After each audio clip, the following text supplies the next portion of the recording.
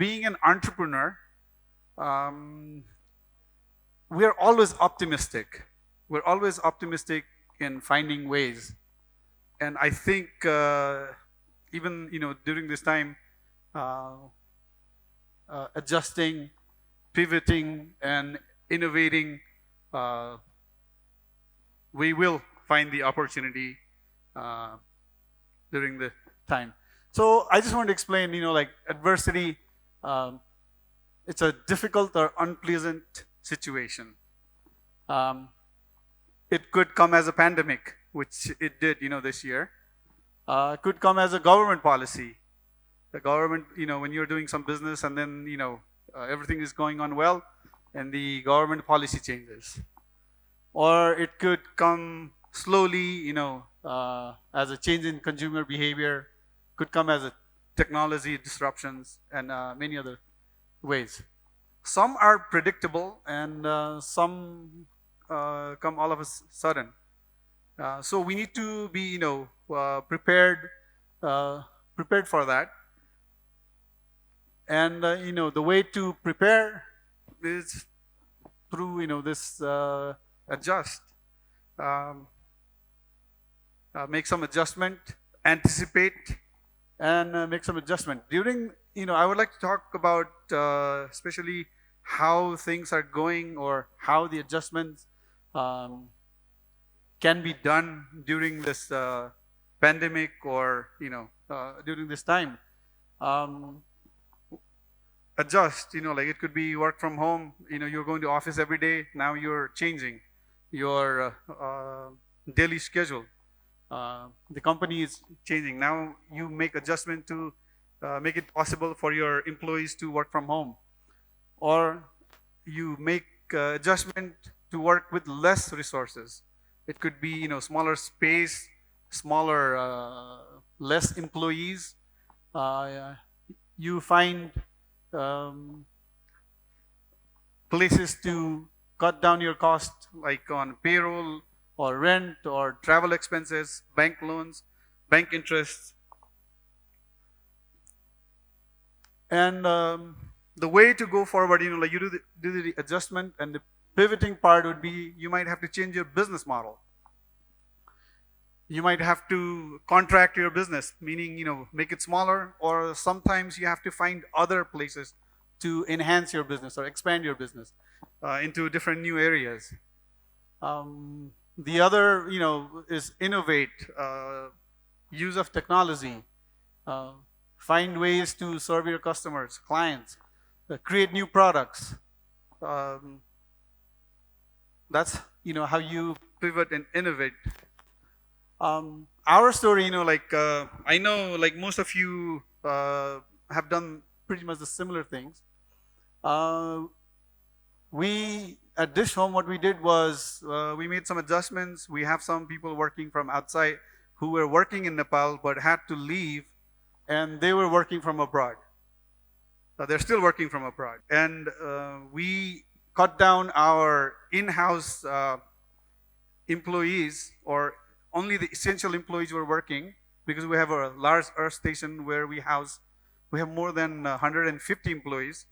We cut it down to about 30 to 35. What we did was, even the sleeping arrangements were made to adjust the employees. Food, of course. And we did rotation, like 15 days at a time. Some people would be working 15 days straight, and then they would go home, and this next set of employees would be doing the same thing. All our meetings were done online.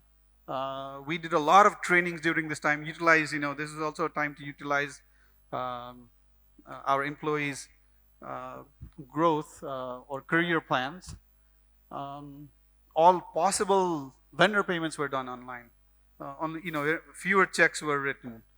Fewer contacts were made. We have over 200 people at the call center, and we started giving them work at home by giving them laptops or some other resources so they could receive the calls at home, or we were using our own platforms to inform our customers, or sometimes, actually most of the time we were using online platforms like Facebook chat or Viber or WhatsApp. And this we transferred, it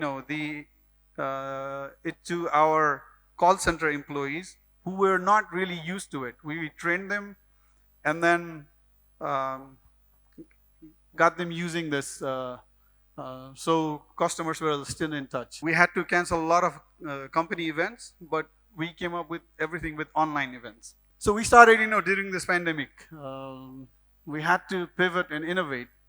So we knew, like DishHome, we are a television service provider primarily. So we switched.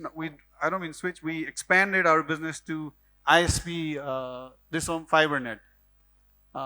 We've already started major services in Kathmandu, in eastern Nepal, and we're planning to provide the service all over Nepal. And our idea is to combine the packages. We're also combining with other vendors as well.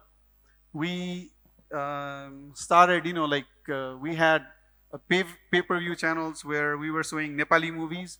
Then we started showing Hollywood movies like Unhinged.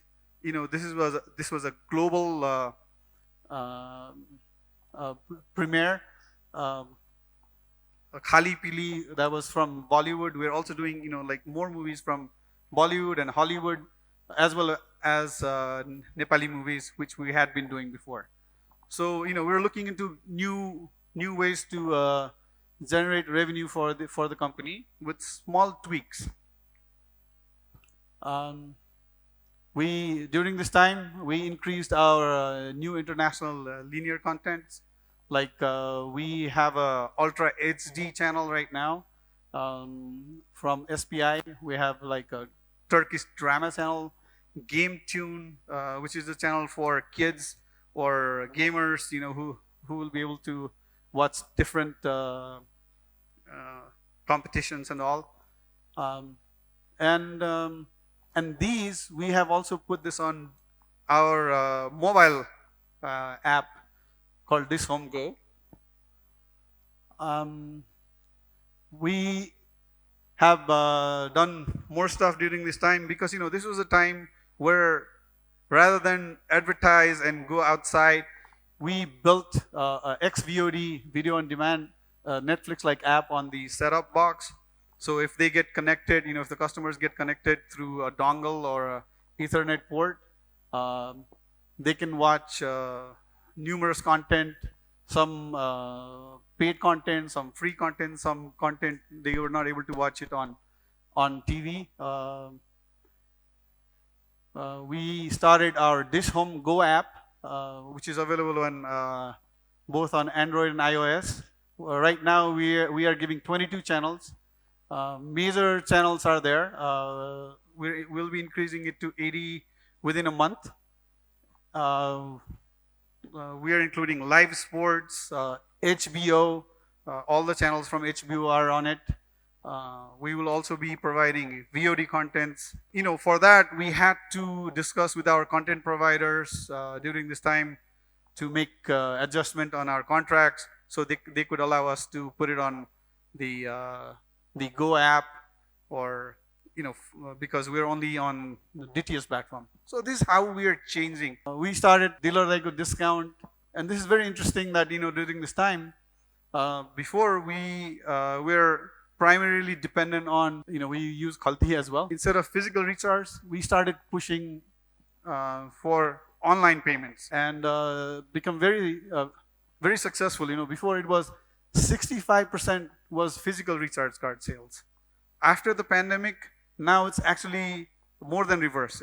70% is online payment. We have like a fund transfer of our own system, or we're using Sewa, IME-Pay, Khalti, all these other platforms. And also allowing this to be integrated. We allow all the wallet to be integrated with our system.